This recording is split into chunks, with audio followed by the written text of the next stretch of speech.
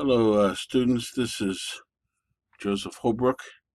I'm doing a series on U.S. Latin American relations, and we've concluded the 19th century. Now we're beginning the 20th century, and the title of this section is American Imperialism in the 20th Century.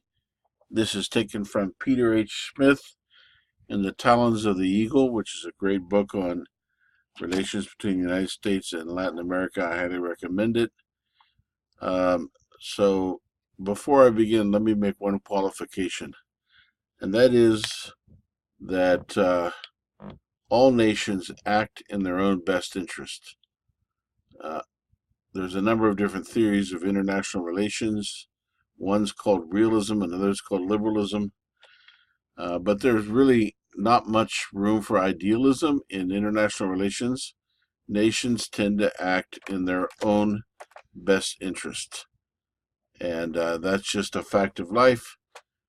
Human beings tend to act in their own best interest, a rational choice theory. And so, as we're talking about the United States as an imperial actor, please keep in mind that any other nation given the same resources and the same opportunities, perhaps the same cultural ethos, would take advantage of the same opportunities or resources. If Brazil had a chance to be a dominant world power, Brazil would do everything it could to take advantage of that. If Costa Rica had a chance to be a dominant world power, it would act accordingly. Costa Rica disbanded its military in 1944 and invested in education. But then again, Costa Rica is a very small and fairly powerless country. So having military pretensions was not in its best interest. Switzerland is an example. If you're a small, helpless country surrounded by powerful states, your best bet is to navigate a neutral course and not give anyone a reason to attack you. And so, although there may be exceptions in general, almost any other country, given the same opportunities as the United States, would probably act in similar ways. That being said, let's jump into this and take a look at American imperialism in the early 20th century. Between 1898 and 1934, the United States launched more than 30 military interventions in Latin America. That's over the space of 36 years. That's about one a year. Some of the reasons for this include the protection of U.S. business interests. This was actually a very predominant reason, even at the end of the 19th century, protecting the interests of the United Fruit Company, among others. Today, it would not so much be fruit as it might be oil companies. The assertion of geopolitical hegemony. Along with that goes the Roosevelt Colliery, the protection of the Panama Canal, the underlying assumption that was the assertion of American military power would lead to democracy in the region. That was the assumption, but it was a flawed assumption, as we will see. In 1893, between 1893 and 1913, the presidents of the United States played a decisive role in shaping the course of world events. There are some what-if scenarios. What if the anti-imperialist Grover Cleveland had not lost the election in 1888 to Benjamin Harrison? He may have prevented a number of steps towards an imperial course. Another one would be the lack of interest in the United States in the opinions of the people whose lands it seized. Most Hawaiians opposed the annexation of their country in the 1890s. No one from Cuba, the Philippines, or Puerto Rico was present at the negotiations in Paris that ended the Spanish-American War. The Roosevelt Colliery states that the United States will intervene in conflicts between European countries and Latin American countries to enforce legitimate claims of the European powers rather than having the Europeans press their own claims directly. In other words, if Great Britain had a problem with Venezuela, then the United States would be the mediator and would hold Venezuela accountable for resolving the issue. But Great Britain was not to intervene directly. In 1902, an example of this situation emerged with Germany, Great Britain, and Italy launching an armed intervention against Venezuela to collect debts owed to its citizens.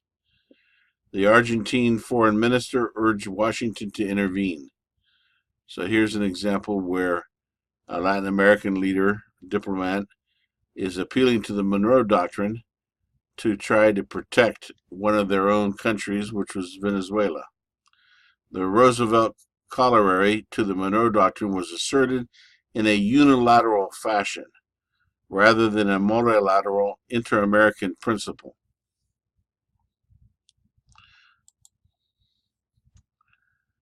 U.S. policy focused primarily on the Caribbean,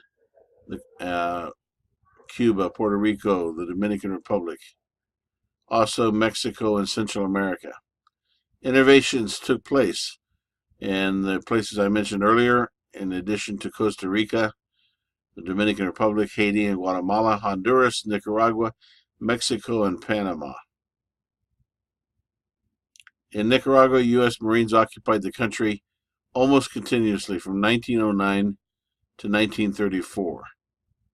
In the U.S., women won the right to vote only in 1919, and blacks were still virtually excluded from voting in the early 1920s. So it would be a lot to expect the U.S. to be heavily democratic in places like the Dominican Republic or Haiti. I think that's the point. Woodrow Wilson said, "I'm going to teach the South American republics to elect good men." Unfortunately, that was a very arrogant and paternalistic statement. And of course, the U.S. doesn't always elect good men. In 1906, Teddy Roosevelt used the Platt Amendment in Cuba to justify dispatching troops to Cuba and installed William Howard Taft, a future president, former governor of Ohio, as the temporary governor of Puerto Rico. In 1907, Carlos Tobar of Ecuador came up with the Tobar Doctrine, that nations should reject the legitimacy of any regimes that entered office by deposing the constitutional governments that were previous. So a revolutionary coup or an insurrection should be shunned by established nations in order to discourage the overthrow of nations, according to Carlos Tobar. The American colonial dilemma was thus as follows.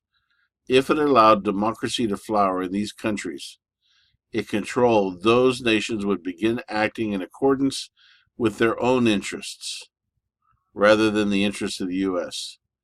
From the 1830s to the 1930s, despite the rhetoric, not a single U.S. intervention led to the installation of democracy in Latin America. So if you intervene in a country to allow democracy and the country becomes democratic, they could likely choose to act against the interests of the United States. Therefore, you can't let that happen. It was a conundrum. During this period of time in the early 1910s, there were interventions in Mexico, Haiti, and the Dominican Republic. 1910s and 1920s.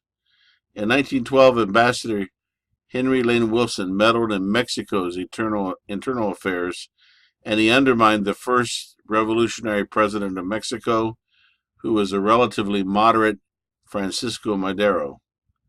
When Wilson suggested to General Victoriano Huerta and Felix Diaz that Madero should be removed. Huerta had both Madero and his vice president taken out and shot.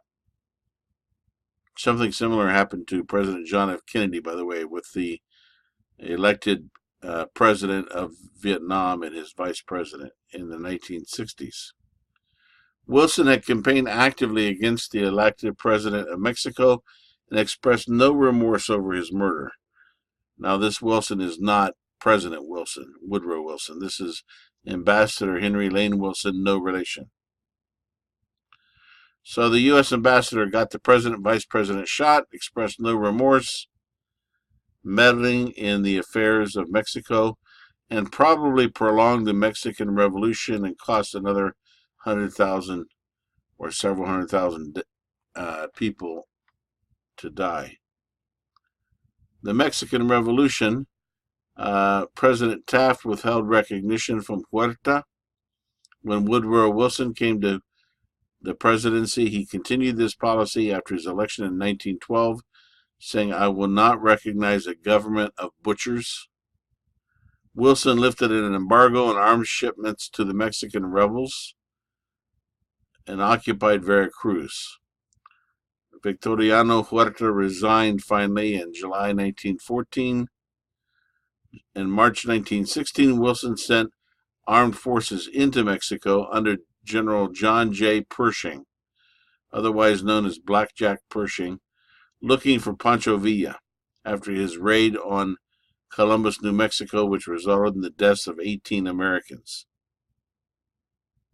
There's a whole story behind that, by the way. If you can find it online, there's This American Life PBS documentary about an hour long about the hunt for Pancho Villa. I have to say it's excellent if you get a chance to find it. The U.S. military responses to the Mexican Revolution had three goals: to inflict punishment on transgressors such as Huerta and Villa, to protect U.S. economic interests, and to promote stability. The Dominican Republic, on the same island, sharing the same island with Haiti, the island of Hispaniola. The first settlement of Christopher Columbus after the discovery of the Americas was in the Dominican Republic. In 1903, a New York bank bought a public debt owed by the Dominican Republic to the Netherlands. There were rumors that Italian and French military vessels were on their way to collect the debts. The U.S. minister suggested to the government of the DR that the Dominican Republic request for the U.S. to take over the management of its customs duties. The Dominicans reluctantly agreed, with a gun to their head, of course, since the French and Italians were on their way, and the U.S. took over financial control of the Dominican Republic for the next 50 years. 50 years. In exchange for military protection from European nations.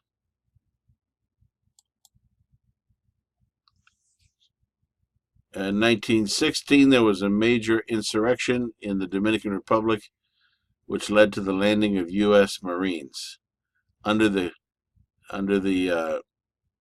leadership of Captain H.S. Knapp, a Marine commander who declared martial law, who dissolved the Dominican legislature, who levied taxes, who forbade elections, who imposed censorship, and ousted the Dominican officials.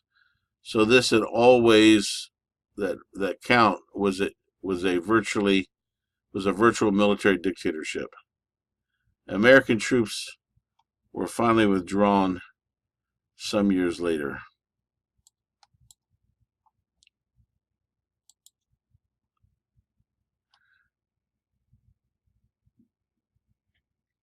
A similar event happened in Haiti, which led to an occupation of Haiti from 1915 to 1934. President Wilson launched a long-term occupation of Haiti. The country was in disarray.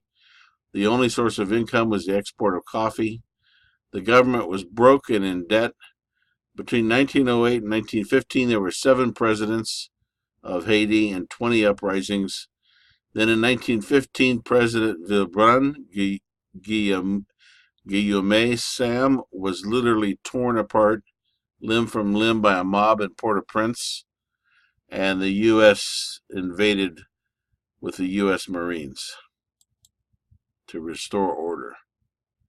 There were 3 reasons behind the American invasion. The National Bank of Haiti owed money to the National City Bank of New York. A second reason was concern about foreign interference, especially with the French. Since World War I was just starting, there was also concern about the possibility of German influence. And a third factor was concern about the protection of the Panama Canal. The resulting treaty gave the U.S.